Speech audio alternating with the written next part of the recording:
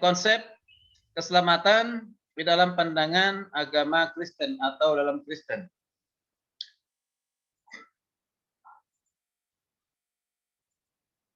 Mari kita perhatikan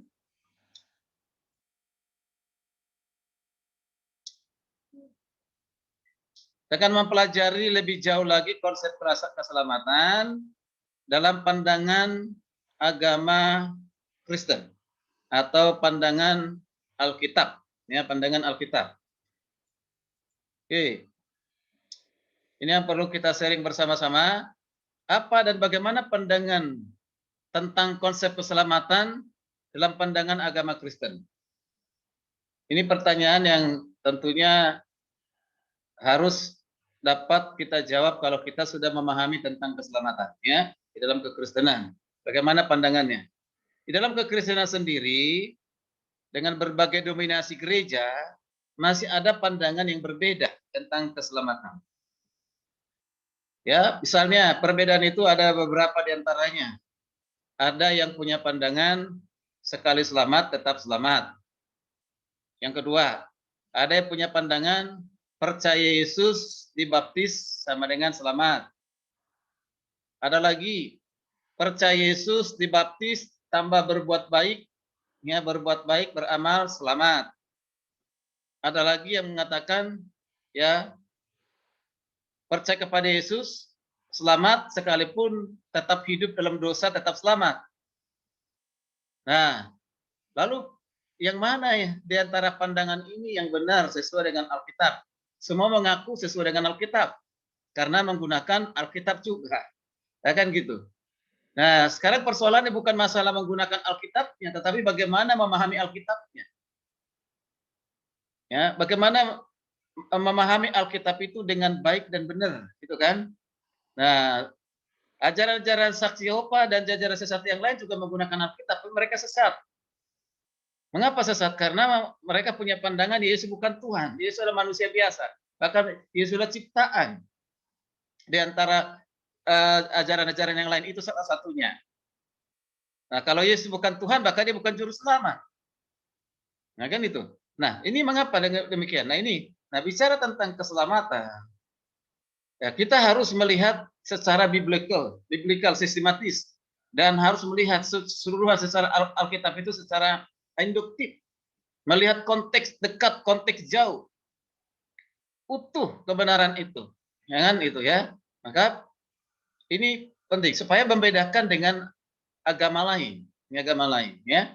Kalau kita perhatikan baik-baik, ya, bahwa di dalam kekristenan lah, di dalam Alkitab lah, yang mengajarkan tentang adanya kepastian keselamatan. Kepastian keselamatan. Ya. Oke. Kita coba perhatikan. Yang pertama yang harus kita pahami, latar belakang keselamatan. Jadi mengapa manusia membutuhkan keselamatan? Tentu ada latar belakangnya. Ya, latar belakangnya. Ya, latar belakangnya. Apa yang melatar belakanginya? Ya, jadi sebelum membahas lebih jauh tentang keselamatan, kita perlu memahami latar belakang dari keselamatan. Keselamatan ada karena manusia jatuh di dalam dosa. Ya. Keselamatan ada karena kejatuhan manusia ke dalam dosa. Manusia di dunia ini tanpa kecuali Alkitab katakan semua telah berdosa. Semua telah berdosa. Dan dosa itu adalah dosa yang diwariskan dari manusia pertama namanya Adam dan Hawa. Nama dosa warisan atau dosa yang diturunkan. Maka Roma 3:23 dikatakan semua orang telah berbuat dosa oleh Rasul Paulus. Roma 3 ayat 10 dikatakan bahwa tidak satu pun yang benar. Ya, semuanya telah berdosa, ya berdosa. Ya, tidak ada satupun di dunia ini manusia yang tidak berdosa. Oh, pastor, hamba Tuhan, pendeta, penginjil, misionaris, jemaat, ya, semuanya Alkitab katakan sudah berdosa, ya. Maka itulah sebabnya manusia membutuhkan keselamatan, ya, membutuhkan keselamatan. Oke, ya jika manusia tidak berdosa maka tidak perlu ada keselamatan. Nah, buat siapa, ya kan? Ya, jadi Tuhan menjanjikan, menyediakan keselamatan itu adalah untuk kepentingan manusia yang berdosa. Ya. Jadi ketika manusia jatuh dalam dosa, maka manusia terpisah dari Allah, kehilangan kemuliaan Allah. Ya, kehilangan kemuliaan Allah, terpisah dari Allah. Ya. Nah, coba kita perhatikan.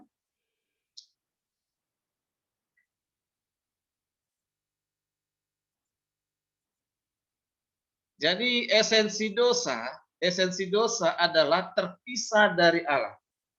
Terpisah dari Allah. Akibat dari dosa itu membuat manusia terpisah dari Allah. Manusia terpisah dari Allah. Oleh karena sudah terpisah dari Allah, maka yang ada apa? Hukuman kekal yang menjadi upahnya. Roma 6 ayat 23. Saya berharap ini para mahasiswa sudah hafal dengan ayat ini ya. Ayat yang sering kita dengar, bahkan kalau kita sudah terlibat di dalam penginjilan, ayat ini bisa kita gunakan, sering kita gunakan. Apa isinya? Roma 6 ayat 23. Upah dosa ialah maut. Itu ya. Coba satu orang bisa bantu baca.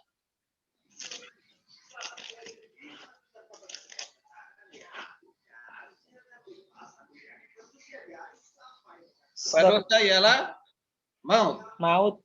Nah, terus lengkapi ayat itu, lengkapi ayatnya, baca dulu, lengkapi.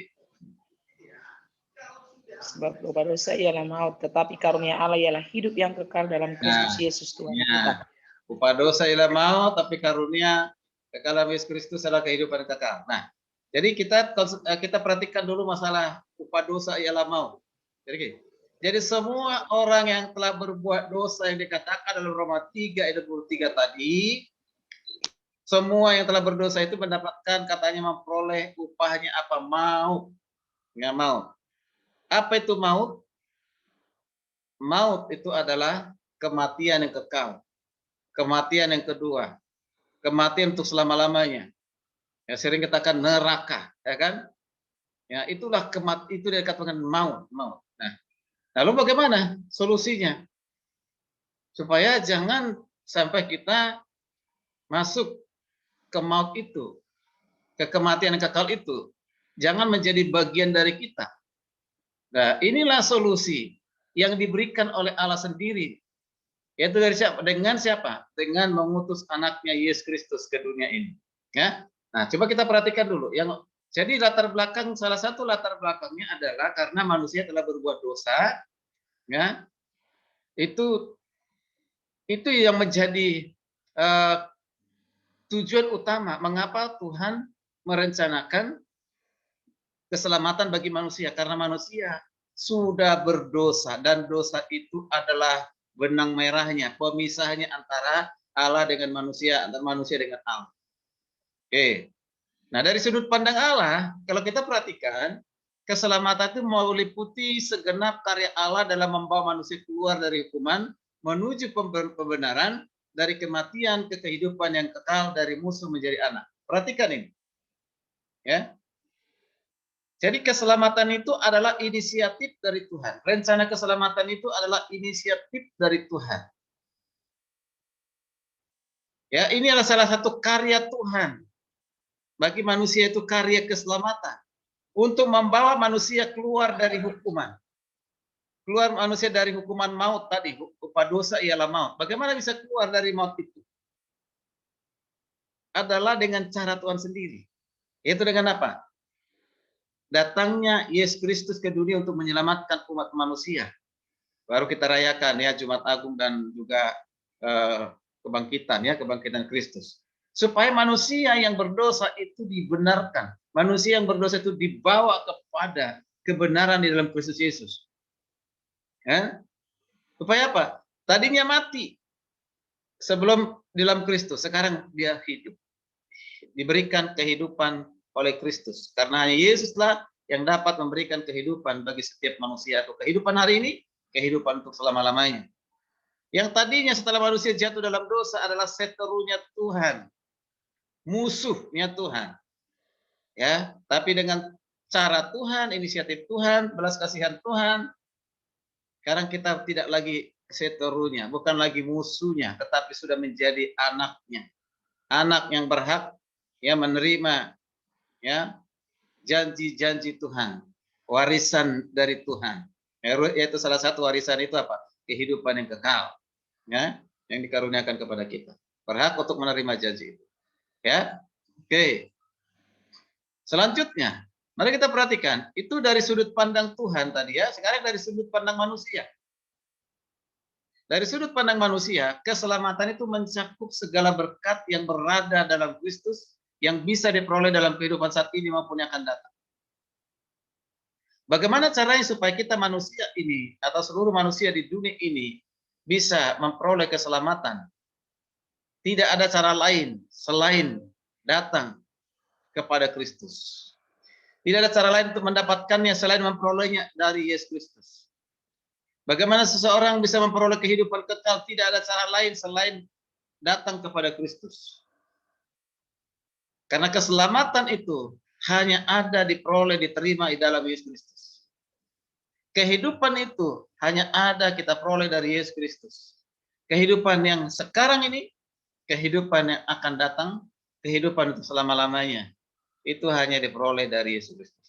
Ya, jadi segala berkat rohani kita peroleh di dalam Yesus Kristus. Nah, mari kita perhatikan. Ada 3 tahapan dalam keselamatan. Ada 3 tahapan dalam keselamatan. Ini penting. Tahapan yang pertama itu pada saat seorang menjadi percaya, ia diselamatkan dari hukum dosa. Ke saat orang percaya kepada Kristus, menerima Yesus sebagai Tuhan Juru Selamat, dan pada saat itu dia lepas dari hukuman dosa. Kita perhatikan ayat Alkitab Efesus 2 ayat 8. Bagaimana seorang proses penerimaan keselamatan itu, kita buka ayat ini. Silakan dibaca. Minta tolong satu orang baca Efesus 2 ayat 8. Efesus 2 ayat 8, silakan.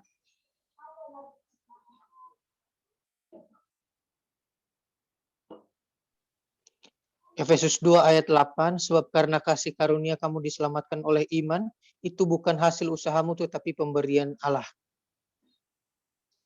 Oke, lanjut sampai 9. Ayat 9, itu bukan hasil pekerjaanmu, jangan ada orang yang memegahkan diri. Oke.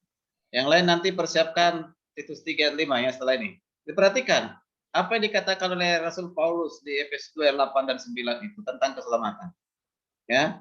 Jadi kalau dibuat garis besarnya itu 4. Pertama, keselamatan itu karena kasih karunia, keselamatan itu karena iman, keselamatan itu bukan usaha manusia, keselamatan itu bukan pekerjaan manusia.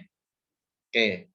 Jadi keselamatan itu karena kasih karunia. Nanti ada penjelasan lebih lanjut itu di tadi materi berikut. Kasih karunia berarti pemberian Tuhan, anugerah Tuhan. Berarti itu sesuatu yang bersumber dari Tuhan, inisiatif. Ya, inisiatif dari Tuhan itu sendiri ya untuk datang menyelamatkan manusia ya. Lalu dikatakan iman. Ya, iman itu adalah karunia Tuhan.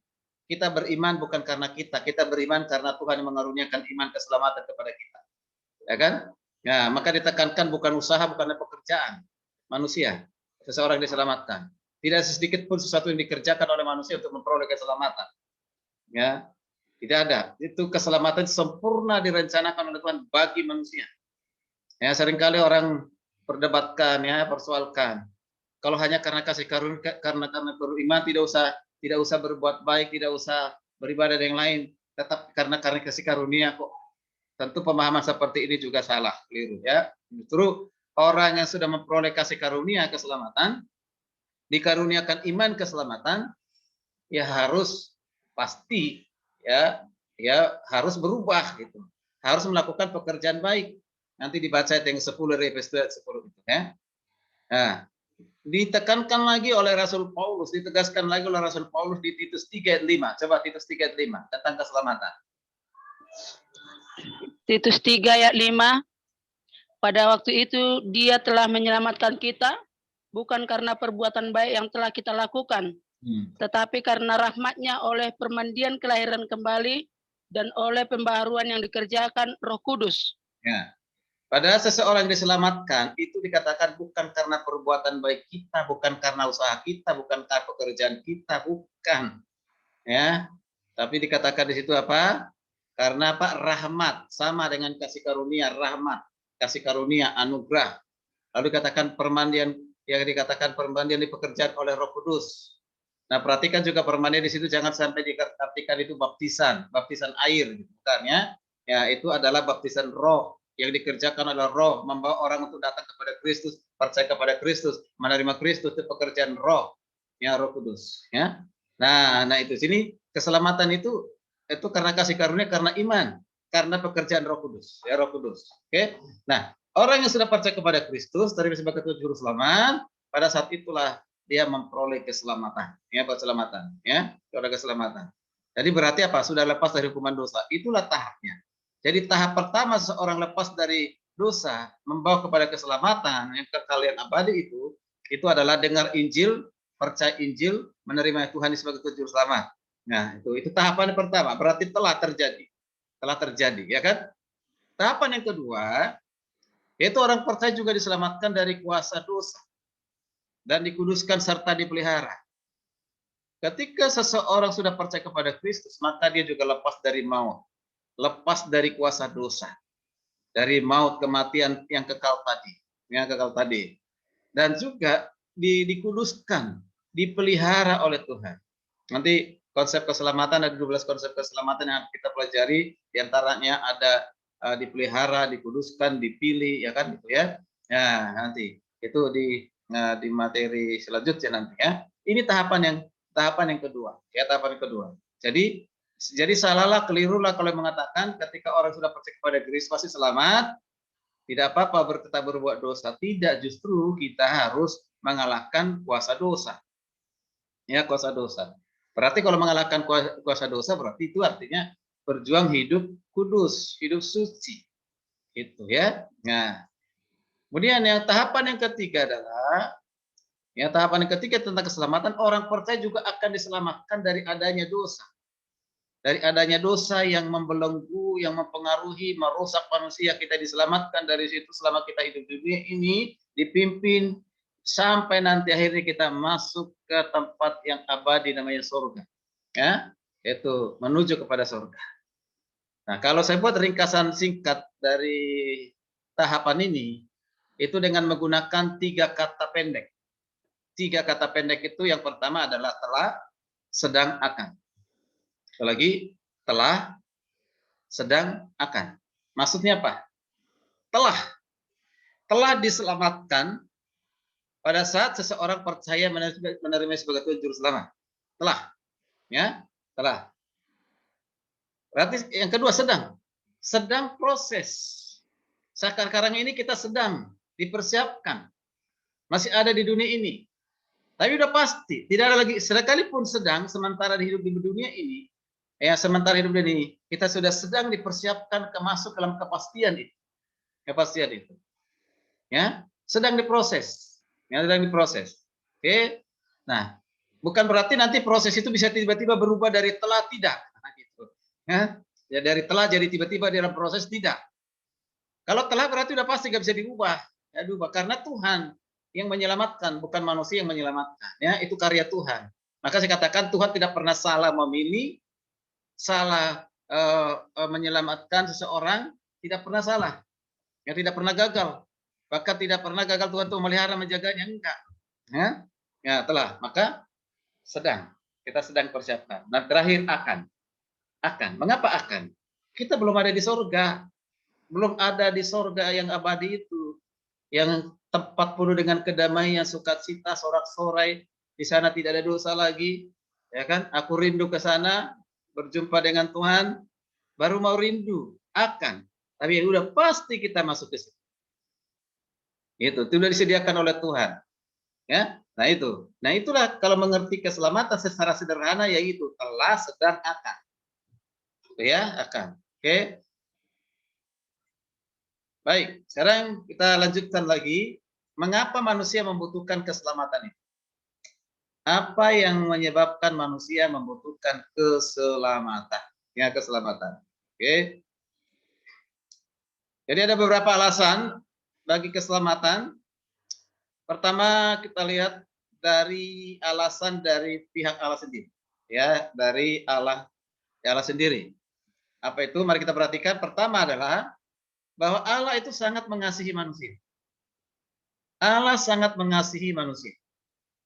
Yohanes 3:16, karena begitu besar kasih Allah akan dunia ini, sehingga ia mengaruniakan anak yang tunggal, supaya setiap orang percaya tidak binasa melainkan beroleh hidup kekal.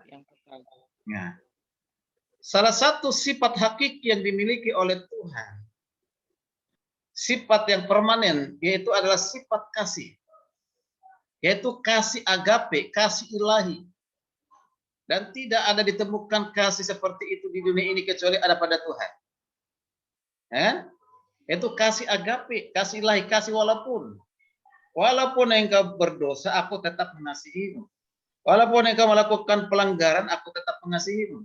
Jadi Tuhan sangat mengasihi manusia berdosa. Yang dibenci Tuhan siapa? Dosanya. Ya. Tuhan benci dosa, tapi mengasihi orang berdosa. Nah, tapi manusia seringkali tidak sadar kalau Tuhan itu mengasihi manusia yang berdosa. Nah, mengapa Tuhan mengasihi manusia berdosa? Mengapa? Bukan karena manusianya mohon dikasihi. Bukan karena ada suatu faktor penyebab di luar dari Tuhan itu sendiri mengasihi manusia. Tapi karena dia punya sifat kasih yang melekat padanya, itu tidak bisa dihambat, dihalangi, dipengaruhi orang lain untuk hidup mengasihi. Maka Tuhan itu selalu dikatakan memiliki belas kasihan pada jiwa-jiwa yang terhilang. Oke. Jadi Tuhan mengasihi karena memang itu sifatnya. Dia bisa menerima manusia apa adanya. Sejahat apapun kita. Sebesar apapun pelanggaran kita lakukan. Tuhan mengasihi, supaya apa? Dengan kasih itu hatinya dijamah supaya kembali kepada Tuhan, kembali kepada jalan yang benar. Itu sifat. Makanya Tuhan mau menyelamatkan manusia itu karena apa? Karena kasihnya. Karena kasihnya. Maka ditambahkan kasih dengan karunia, kasih karunia Tuhan. Saudara dan saya diselamatkan karena kasihnya, karena kasih karunianya, karena pemberiannya. Dari yang tidak layak menerima keselamatan dilayakkan. Ya, itu namanya kasih karunia atau anugerah. Dari yang dilayakkan oleh Tuhan bagi yang tidak layak. Siapa yang tidak layak itu? Kita tidak layak karena dosa, tapi dilayakkan oleh Tuhan. Luar biasa. Makanya kita sangat bersyukur punya Tuhan Yesus yang sangat mengasihi kita dengan kasih walaupun itu. Ya, itu ya. Ini itu. Lalu kedua, Allah bertanggung jawab terhadap rencananya. Tuhan punya rencana bagi manusia. Dia diciptakan laki-laki dan perempuan, ditempatkan di Taman Eden, dan Tuhan punya rencana supaya manusia ini punya keturunan banyak, beranak cuculah bertambah banyaklah, dan punya tanggung jawab diberikan oleh Tuhan untuk memelihara dunia ini, bumi ini. Ya, nah Tuhan punya tanggung jawab. Nah, dari awal manusia diciptakan, bahkan sebelum manusia diciptakan, Tuhan punya tanggung jawab untuk apa? Bukan saja menciptakan, menyediakan ayat yang dibutuhkan, tetapi juga merencanakan sesuatu kekekalan bagi manusia. Ya, bagi manusia. Jadi perencanaan Tuhan itu adalah rencana yang sempurna di dalam kekekalan bagi manusia. Dia bertanggung jawab. Kalau Tuhan sudah berencana, maka Tuhan harus menggenapi setiap rencananya. Harus bertanggung jawab. Dan Tuhan memang bertanggung jawab. Ya, bertanggung jawab untuk hal itu. Dalam hal ini apa? Keselamatan bagi manusia. Tuhan harus bertanggung jawab. Jika manusia jatuh dosa, Tuhan bertanggung jawab untuk apa? Menyediakan jalan keluar dari dosa supaya memperoleh keselamatan. Itulah sebabnya mengutus anak yang tunggal Yesus Kristus. Nah, lalu yang ketiga, alasan ketiga, Allah setia kepada dirinya sendiri. Allah setia kepada dirinya sendiri. Sifat kasih, sifat tanggung jawab, itu ditujukan Tuhan dengan kesetiaannya. Allah kita Allah yang setia. Setia untuk selama-lamanya. Setia kepada setiap janjinya. Setia kepada setiap firman-Nya. Tuhan itu selalu setia. Setia kepada manusia berdosa supaya manusia berdosa itu diselamatkan. Setia. Ya, itu sifat yang melekat pada Tuhan sama dengan kasih. Kasih itu di dalamnya ada kesetiaan. Dalam kasih itu ada tanggung jawab. Jadi setia.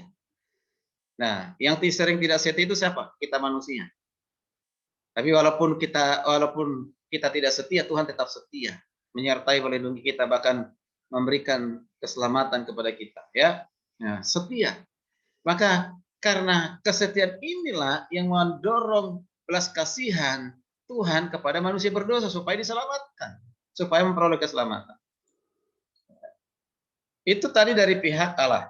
Sekarang kita lihat alasan bagi keselamatan dari pihak manusia. Ya, pihak manusia. Nah, kita sudah paham, sudah tahu semuanya bahwa manusia diciptakan oleh Tuhan itu gambar dan rupa Allah. Gambar dan rupa Allah.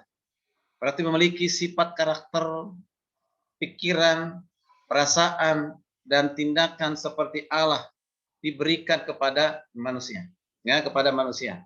Ya, yang diciptakan. Itu luar biasa. Manusia yang sudah diciptakan segambar dan rupa Allah itu telah jatuh dalam dosa. Itu tadi dikatakan Roma 3:23. Semua orang telah berbuat dosa, ya, dan telah kehilangan kemuliaan Allah. Lalu alasan yang ketiga kita perhatikan di sini bagi keselamatan itu adalah manusia tidak sanggup atau tidak mampu menyelamatkan diri sendiri. Itu tadi saya sudah jelaskan sebelumnya, dengan cara apapun manusia tidak mampu bekerja, berbuat sesuatu untuk menyelamatkan diri sendiri. Lalu siapa yang dapat menolong manusia? Tidak yang lain, karena kalau kita baca Efesus pasal yang kedua secara keseluruhan, di sana Paulus menjelaskan keberadaan manusia di luar Kristus dan keberadaan manusia di luar Kristus. Keberadaan manusia di luar Kristus itu sangat mengerikan. Mengapa dikatakan sangat mengerikan? Paulus katakan mereka mati. Mati. Tentu bukan mati secara fisik, karena Adam dan Hawa setelah jatuh dalam dosa dikatakan mati, ya masih hidup. Mati dalam arti mati rohani, yaitu rusaknya hubungan dan persekutuan dengan Tuhan, atau putusnya hubungan dengan Tuhan. Mati. Nah, kalau mati berarti nggak bisa berbuat apa-apa. Ya mati, nekros, bahasa Yunani nekros. Nekros itu adalah keadaan aktual yang belum diselamatkan, tidak mampu berbuat apa-apa. Ya. Tahu orang mati kan? Ya, orang mati itu dia nggak bisa mandiin diri sendiri, ya nggak bisa siapin pemakaman sendiri, peti mati sendiri, atau dia masuk ke peti sendiri, itu mati tuh. Artinya dia nggak bisa berbuat apa-apa tentang dirinya. Ini itulah nekros itu, ya nggak bisa berbuat apa-apa. Nah seperti itulah manusia, orang di luar Kristus itu sebenarnya. Makanya orang di luar Kristus itu senang berbuat dosa, seperti ya kerbau yang hidungnya dicucuk ya kemanapun dibawa gitu kan, ya sesuka-sukanya, yang suka-sukanya. Ya, dia tidak sensitif dengan dosa, jadi gampang mudah berbuat dosa, melakukan pelanggaran. Ya, inilah kita perhatikan kalau di luar Kristus dikatakan bukan saja mati, ya mati, tapi manusia berdosa yang di luar Kristus dikatakan juga bukan saja mati atau nekros tadi, tetapi juga dikatakan melakukan pelanggaran-pelanggaran, kejahatan-kejahatan hawa nafsu, mengikuti dunia, mengikuti apa, roh-roh dunia atau roh-roh jahat, gitu, ya dan lain sebagainya. Mengerikan. Bahkan akibatnya apa? Akan dikatakan membawa kepada hukuman, kematian yang kekal, maut sedang menanti bagi mereka itu. Ya, itu ya. Itu sebabnya kita harus yang tahu kebenaran tidak boleh berdiam diri, harus beritakan. Oke, kita lanjutkan. Jadi intinya adalah bahwa manusia tidak mampu menyelamatkan diri sendiri. Tidak mampu. Oke. Kemudian kita perhatikan lagi alasan bagi keselamatan itu karena adanya perbedaan agama. Ya, karena adanya perbedaan agama. Jadi kalau kita perhatikan di Indonesia sendiri ada 6 agama, ya. Ya otomatis setiap agama ini mempunyai ajaran yang berbeda, mempunyai pemahaman yang berbeda tentang keselamatan. Ya, begitu pula konsep keselamatan menurut pemahaman kekristenan juga sangat berbeda dengan agama lain, sangat berbeda. Nah, inilah yang harus kita pelajari, kita pahami apa perbedaannya. Ya, perbedaan yang sangat menentukan itu. Lalu yang berikut, alasan bagi keselamatan. Bahkan di sini karena ada ajaran yang sesat. Karena ada ajaran yang sesat. Sampai hari ini masih tersebar yang mengatakan bahwa Yesus bukan Allah. Yesus adalah manusia biasa. Kalau dia Allah, mengapa dia berteriak-teriak di kayu salib? Eli, Eli, Eli, lama sabachthani, Allahku, Allahku, mengapa engkau meninggalkan aku? Bukankah itu teriakan menunjukkan dia kesakitan, hanya manusia biasa dan membutuhkan pertolongan Tuhan? Bahkan bukankah itu sekaligus memproklamasikan bahwa dirinya bukan Tuhan? Seringkali ayat ini digunakan, peristiwa digunakan untuk menyerang orang Kristen. Lalu orang Kristen yang tidak punya dasar memahami dengan baik, maka masuk dalam logikanya, benar juga ya. Benar juga ya. Masa Tuhan ya teriak-teriak kesakitan.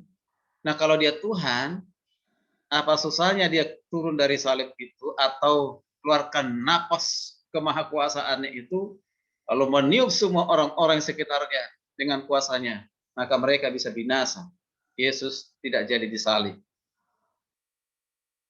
Nah ini, kan kalau tidak punya pemahaman, betul juga ya. Nah hati-hati. Nah hati-hati kalau tidak memahami peristiwa itu dengan baik. Di mana Yesus berperan sebagai manusia, di mana dia berperan sebagai ilahi, sebagai Tuhan. Ya, maka orang bisa katakan dia bukan Tuhan. Bahkan Tuhan tidak pernah mengklaim, memproklamasikan dirinya, akulah Tuhan. Mana ayat Alkitab yang mengatakan demikian? Kalau kita tidak punya dasar yang kuat, cari-cari, tidak ada. Padahal banyak sekali ayat Alkitab pembuktian keilahian. Ya, nah itu. Tadi katakan Yesus itu ciptaan, bukan pencipta. Dia ciptaan.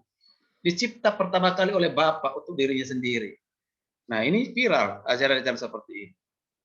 Yesus itu lebih rendah dari Bapa. Ya, tidak sehakikat, tidak sederajat, itu kenyataan. Ada lagi yang mengajarkan seperti itu. Apakah benar demikian? Ngeri-ngeri loh ajaran sekarang ini. Secara mungkin ada media sosial viral baru kita tahu. Mungkin dulu itu jemaat tidak tahu itu. Orang-orang tidak tahu itu sehingga tidak membingungkan. Buat saya orang-orang yang mengajarkan seperti itu tidak perlu diajak berdebat, tapi yang kita benahi dari jemaat kita. Benahi jemaat kita.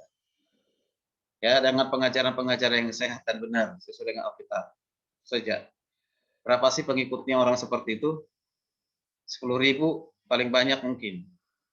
Tapi sudah merasa lebih hebat dari Hendrik Thiessen, penulis sistematika teologi, dari Charles Ryrie, John Stott, penulis-penulis yang lain yang hebat-hebat luar biasa, yang sudah mereka menulis buku dan bukunya sudah menjadi berkat bagi banyak orang, mengubah hati orang. Ya, bahkan bapak-bapak gereja pun direndahkan, lebih hebat dari bapak-bapak gereja, merasa lebih hebat. Padahal dengan bapak-bapak gereja sudah jutaan orang di dunia ini diubahkan, ya, jadi orang yang cinta Yesus, memberitakan Injil, hidup dalam Tuhan. Nah, jadi kadang-kala seperti kodok di dalam tempurung gitu kan, sudah merasa hebat gitu kan. Nah, itu luar biasa. Jadi tidak usahlah kita urus mereka itu, kita urus jemaat kita. Ya, urus jemaat kita ya tentang keselamatan. Jadi banyak penyesatan. Ya, banyak penyesatan sekarang ini. Ya. Jadi kalau Yesus bukan Tuhan, ya tidak bisalah menjadi juru selamat. Kalau Yesus ciptaan, ya tidak bisalah jadi juru selamat. Bagaimana manusia berdosa, manusia menyelamatkan manusia? Nggak bisa, ya kan? Nah, jadi karena dia adalah Tuhan, dan sekaligus dia juga adalah manusia, mampu dan punya kuasa, bahkan diberi kuasa untuk menyelamatkan manusia berdosa. Dan hanya dialah yang dapat menyelamatkan manusia berdosa, yaitu Yesus. Jadi dengan alasan inilah kita perlu belajar tentang tentang keselamatan. Ya, dibuktikan dengan jelas dasar-dasar kitabnya ya, bahwa hanya ada di dalam Yesus keselamatan. Hanya dalam Yesus Kristus adalah keselamatan. Jadi kalau kita katakan Yesus adalah juru selamat itu benar, tetapi kita harus bisa, ya artinya berapologet, membela kebenaran, bukan membela Yesus. Jadi bisa mempertanggungjawabkan kebenaran itu atas dasar firman Tuhan, Alkitab yang sudah kita pahami dengan baik. Oke, oke. Saya lanjutkan lagi, sedikit lagi sebelum masuk ke nanti wadah untuk ruang tanya jawab ya, ruang tanya jawab. Bahwa kita lihat sedikit sejarah awal mulainya keselamatan itu, ya. Sejarahnya awal mulainya keselamatan itu, pertama kita perhatikan mulai dari Kejadian 1:27 berhubungan dengan manusia yang diciptakan. Alkitab katakan laki-laki dan perempuan diciptakannya mereka. Tadi pada mulanya Allah menciptakan manusia itu begitu sempurna. Ya, laki-laki dan perempuan, dan tanpa dosa pada saat itu, ya. Itu luar biasa, ya, luar biasa. Jadi diciptakan dengan sempurna. Kemudian tidak bercacat dan tidak bernoda. Manusia diciptakan begitu istimewa, begitu spesial, yang dibentuk langsung oleh siapa? Tangan Tuhan, tangan Allah sendiri. Beda dengan ciptaan yang lain. Kalau ciptaan yang lain, ya kan, benda-benda, ya, itu dari yang tidak ada jadi ada. Kalau ini langsung tangannya Tuhan, itu luar biasa membentuknya. Makanya manusia ini kadang-kadang tidak tahu diri kalau kita ini adalah ciptaan istimewa, berharga di mata Tuhan, ya kan? Ya. Jadi bersyukurlah kalau kita ini ciptaan manusia yang diciptakan oleh Tuhan. Sekalipun sudah menjadi keturunan dari Adam dan Hawa sampai hari ini, ya. Jadi kita diciptakan dengan sebenarnya luar biasa, ya. Ya, sangat berbeda dengan ciptaan yang lain. Nah, kemudian Tuhan menciptakan laki-laki dan perempuan itu, diciptakan mereka dikatakan segambar serupa dengan Allah sendiri. Manusia diciptakan untuk mengambil bagian dalam kehidupan Allah di dalam Trinitasan sendiri itu, ya. Jadi banyak tanggung jawab yang Tuhan berikan kepada manusia. Ya, tanggung jawab yang harus dikerjakan. Ya, yaitu masuk dalam rencana Tuhan, masuk dalam kehidupan Tuhan, harus berjalan sesuai dengan rencana dan kehendak Tuhan. Itu istimewa, sangat istimewa sekali, ya. Misalnya, kalau kita perhatikan selanjutnya, dari manusia itu sebenarnya diciptakan Tuhan itu apa? Supaya bersekutu dengan Tuhan Allah. Supaya bersekutu dengan Tuhan Allah. Itu tujuan manusia untuk diciptakan. Ya. Perhatikan, tetapi akan kekerasan hati manusia, ia memilih jalannya sendiri sehingga persekutuan dengan Tuhan Allah terputus. Mengapa? Manusia lebih memilih melanggar daripada taat kepada peraturan Tuhan. Ya, sudah tetapkan. Ya, setelah manusia Adam dan Hawa ditempatkan di Taman Eden, Tuhan katakan semua buah Taman Eden ini boleh kamu makan, kecuali buah pohon pengetahuan yang baik dan jahat. Jangan kamu makan. Ketika kamu makannya, maka kau akan mati. Itu perintah sudah jelas, ketetapan itu sudah jelas. Tapi justru manusia punya kekerasan hati. Ya, pada saat itu memilih melanggar.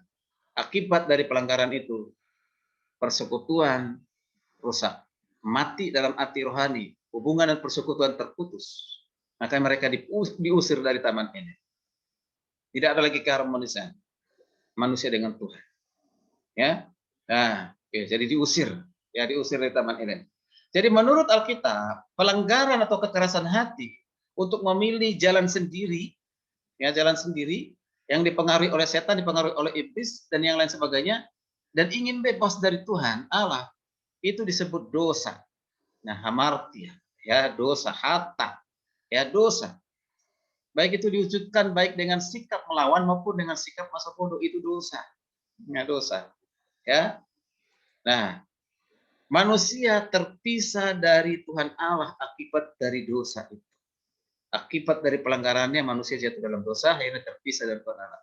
Bukan Allah yang memisahkan diri dari manusia, tapi manusia itu sendiri. Ya, manusia itu sendiri. Oke. Jadi gambar dan rupa Allah yang ada pada manusia itu sudah rusak oleh dosa. Sudah dirusak oleh dosa. Ada beberapa pandangan ya yang mengatakan setelah manusia jatuh dalam dosa, itu yang pandangan pertama mengalami kerusakan total. Semuanya total. Tidak sedikit, tidak satu pun yang baik dalam pribadi manusia. Tidak ada. Lalu yang kedua mengatakan, ya memang ya mengalami kerusakan gambar rupa Allah, tetapi masih ada hati nurani, masih ada kebaikan. Ya, masih ada benih-benih kebenaran. Ada yang mengatakan demikian. Ya. Oke. Tapi kalau kita perhatikan dalam Roma 5 ayat 12, apa dikatakan oleh Paulus? Roma 5 ayat 12. Sebab itu sama seperti dosa telah masuk ke dalam dunia. Dikatakan oleh satu orang. Dan oleh dosa itu juga maut. Siapa dia itu? Yang dimasukkan oleh Paulus adalah Adam. Ya. Karena dosanya Adam menjalar, membawa ya dosa warisan. Maka dikatakan demikianlah maut itu telah menjalar kepada semua orang karena semua orang telah berbuat dosa. Semua orang telah berbuat dosa, semuanya. Ini dosa yang diwariskan ya. Nah, ada kata lagi Roma 3:10 sangat jelas, tidak ada yang benar seorang pun tidak. Paulus katakan begitu, tidak ada setelah manusia dalam dosa, tidak satu pun ada yang benar, tidak seorang pun yang katakan tidak satu orang pun yang benar, ya. Jadi diulang, seorang pun tidak. Udah dikatakan tidak ada yang benar, seorang pun tidak. Ketegasan, ya. Nah, itu luar biasa. Lalu Roma 3:23 ayat yang sudah kita baca, karena semua orang telah berbuat dosa dan telah kehilangan kemuliaan Allah. Roma 6:23, sebab upah dosa ialah maut, tetapi karunia Allah hidup yang kekal di dalam Yesus Kristus. Setiap orang yang berdosa tadi memperoleh upah maut. Lalu bagaimana solusi dari maut itu? Supaya jangan sampai masuk dalam kematian yang kekal atau menerima kematian yang kekal. Nah, itulah sebabnya. Oleh karena itulah Tuhan Yesus datang ke dunia untuk apa? Menyelamatkan manusia berdosa tadi. Manusia yang tidak mampu menyelamatkan diri sendiri. Karena dosa yang menjadi penghalang, penghambat. Ya, pelanggaran kejahatan manusia. Ya, maka perlu kita belajar di perkuliahan ini sangat penting kita mempelajari, memahami dengan baik dan benar tentang doktrin keselamatan. Ya, tentang doktrin keselamatan. Doktrin keselamatan itu adalah kebutuhan hakiki, kebutuhan utama manusia.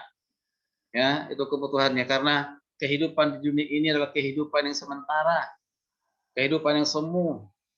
Kita sedang dipersiapkan hanya dua kemungkinan, masuk kehidupan yang kekal atau kematian yang kekal.